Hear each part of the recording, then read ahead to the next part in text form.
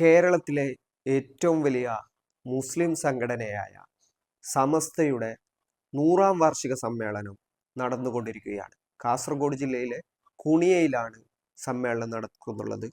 ജനലക്ഷങ്ങൾ പങ്കെടുക്കുമെന്നാണ് സമസ്ത ഔദ്യോഗികമായി അവകാശപ്പെടുന്നത്. അതിൻ്റെ ഭാഗമായിക്കൊണ്ട് സമസ്തയുടെ പ്രസിഡന്റ് കൂടിയായ ജിഫ്രി തങ്ങൾ നയിച്ച കേരള യാത്രയൊക്കെ അതിൻ്റെ ഭാഗമായിട്ടുണ്ടായിരുന്നു. കേരളത്തിൽ അങ്ങോളം ഇങ്ങോളം ഒരു യാത്ര സംഘടിപ്പിച്ചു. അതിലും വലിയ ജനപങ്കാളിത്തമാണ് ഉണ്ടായത്. കേരളത്തിലുള്ള മുസ്ലിങ്ങളെ സംബന്ധിച്ചിടത്തോളം കേരളത്തിലുള്ള ഏറ്റവും വലിയ ആൾബലമുള്ള മുസ്ലിം സംഘടനയാണ് സമസ്ത എന്ന് തന്നെയാണ് മനസ്സിലാക്കേണ്ടത്. കാരണം സമസ്തയെ സംബന്ധിച്ചിടത്തോളം 100 വർഷത്തിലേക്ക് അത് കടക്കുകയാണ്. അതിൻ്റെ 1 നൂറ്റാണ്ട് പൂർത്തീകരിക്കുകയാണ് എന്നാണ് സംഘാടകർ അവകാശപ്പെടുന്നത്.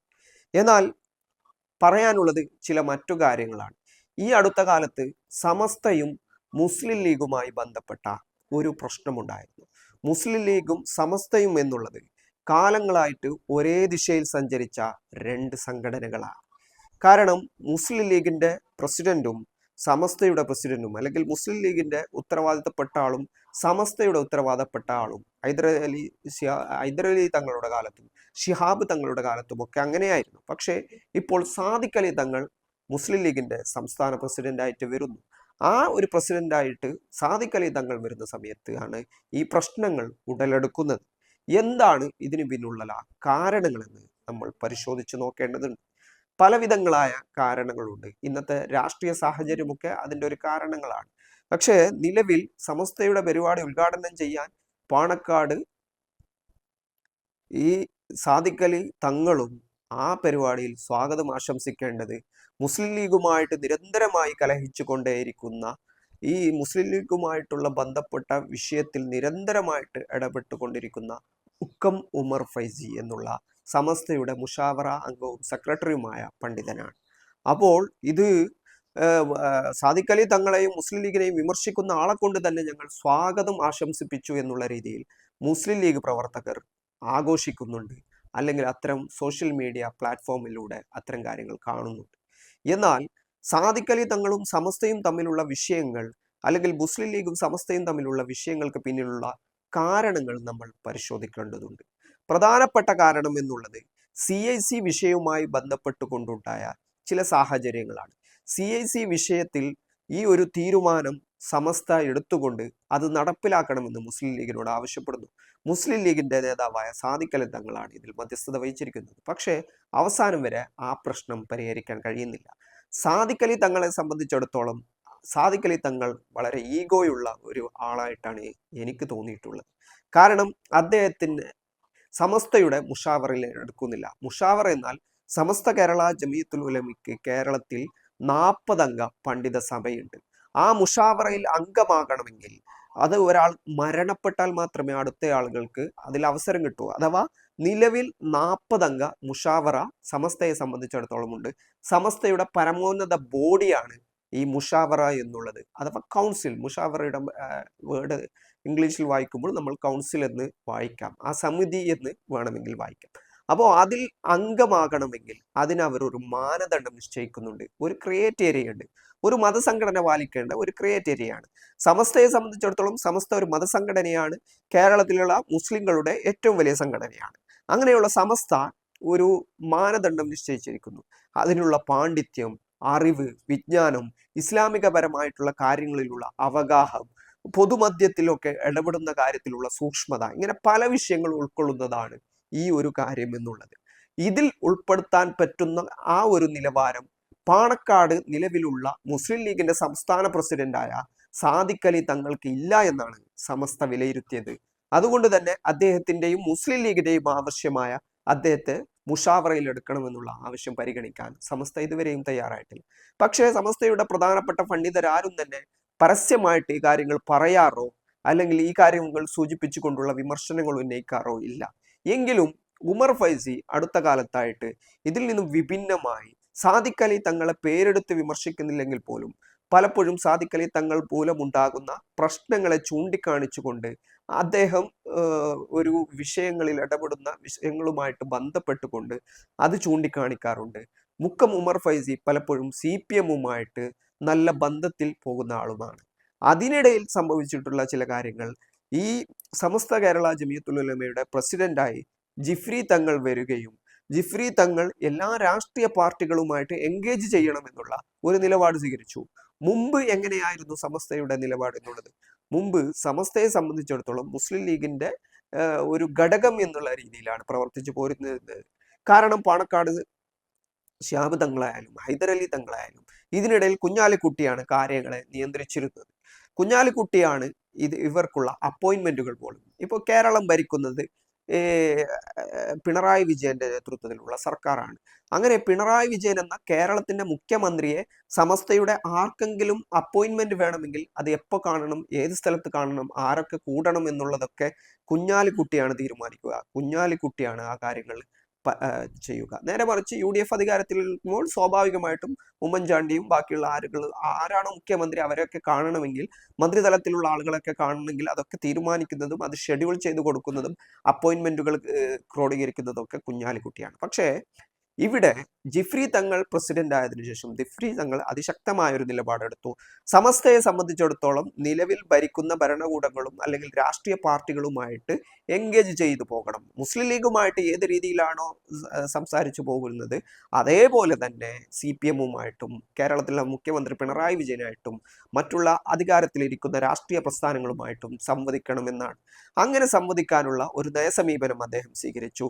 മുസ്ലിം ലീഗിനെ മീഡിയേറ്ററായി വെച്ച് കുഞ്ഞാലിക്കുട്ടിയെയോ സാദിഖ് അലി തങ്ങളെയോ മീഡിയേറ്ററായി വെച്ച് അവർ ത്രൂ ഒരു അപ്പോയിന്റ്മെന്റോ അല്ലെങ്കിൽ ഒരു കൂടിക്കാഴ്ചകളോ ഇല്ലാതാക്കുന്നതിന് പകരം സ്വന്തം നിലക്ക് അദ്ദേഹം മുഖ്യമന്ത്രിയെയോ CPM-ന്റെ നേതാക്കളെയോ ഒക്കെ കാണാൻ തയ്യാറായി, മന്ത്രിമാരെ കാണാൻ തയ്യാറായി.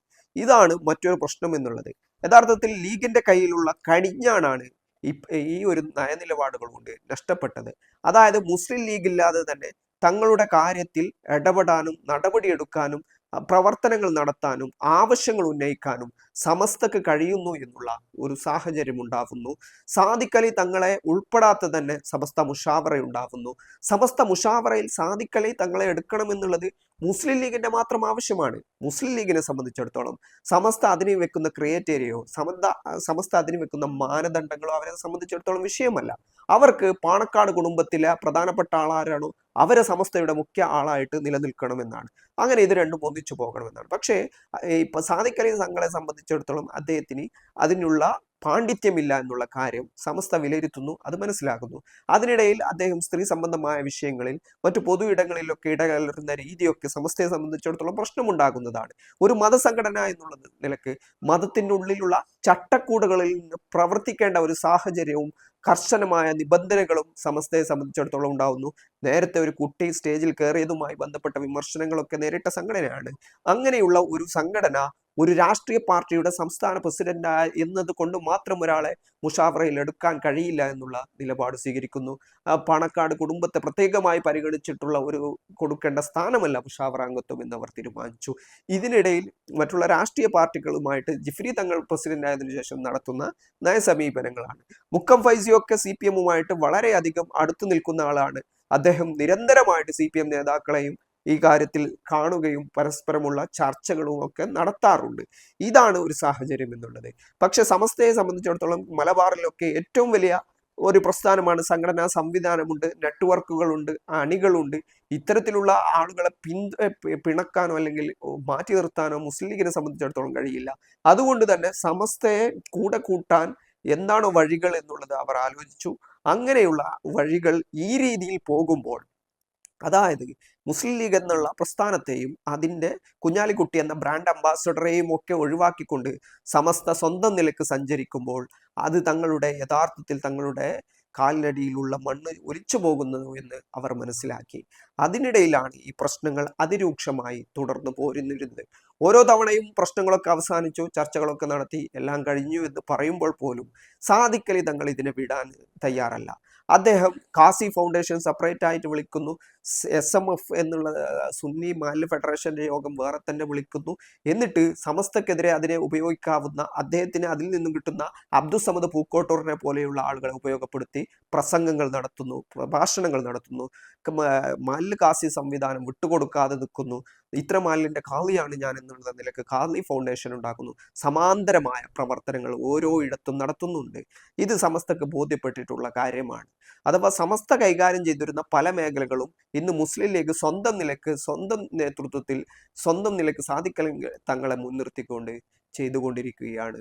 ഇതാണ് നടന്നുകൊണ്ടിരിക്കുന്ന യാഥാർത്ഥ്യം എന്നുള്ളത്.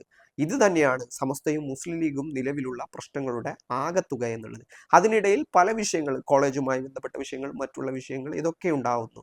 പക്ഷേ അപ്പോൾ പോലും ഈ ഒരു വിഷയം അവിടെ പരിഹരിക്കപ്പെടാതെ നിൽക്കുന്നത് സാദിഖ് അലി തങ്ങളുടെ നിലപാടും കുഞ്ഞാലിക്കുട്ടിയുടെ നിലപാടും കൊണ്ട് തന്നെയാണ്. അഥവാ മതസംഘടനകൾ മതത്തെ നയിക്കട്ടെ, രാഷ്ട്രീയ പാർട്ടികൾ രാഷ്ട്രീയത്തെ നയിക്കട്ടെ എന്നുള്ള തീരുമാനമാണ് സമസ്ത കൈക്കൊള്ളുന്നത്. പക്ഷെ ഇത് രണ്ടിനെയും നയിക്കേണ്ടത് സാദിഖ് അലി തങ്ങളാണ് എന്നുള്ളതാണ് മുസ്ലിം ലീഗിന്റെ നിലപാട്. ഈ ഒരു നിലപാടാണ് ഇപ്പോൾ പിന്തുടർന്നു പോരുന്നിരുന്നത്.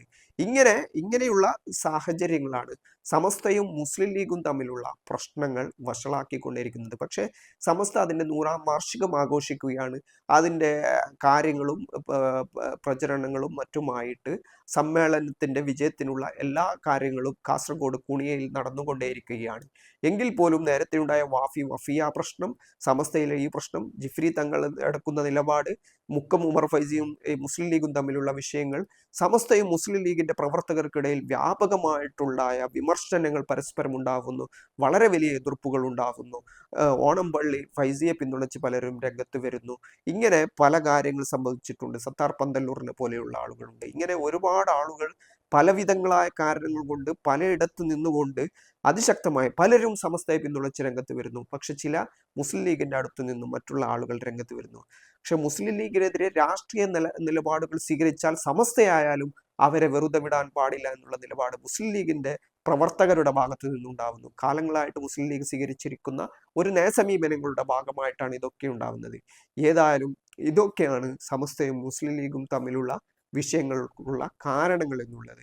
ആത്യന്തികമായിട്ട് ഇത് എന്തായി അവസാനിക്കുമെന്ന് ചോദിച്ചാൽ കൃത്യമായിട്ട് ഈ പ്രശ്നങ്ങൾ സാദിഖ് അലി തങ്ങൾ മുസ്ലിം ലീഗിന്റെ പ്രസിഡന്റായിട്ട് ഉള്ളിടത്തോളം കാലം, സാദിഖ് അലി തങ്ങളെ മുഷാവറയിൽ എടുക്കണമെന്നുള്ള ആവശ്യങ്ങൾ മുസ്ലിം ലീഗ് ഉയർത്തുന്നിടത്തോളം കാലം ഈ പ്രശ്നങ്ങൾ അവസാനിക്കുകയില്ല.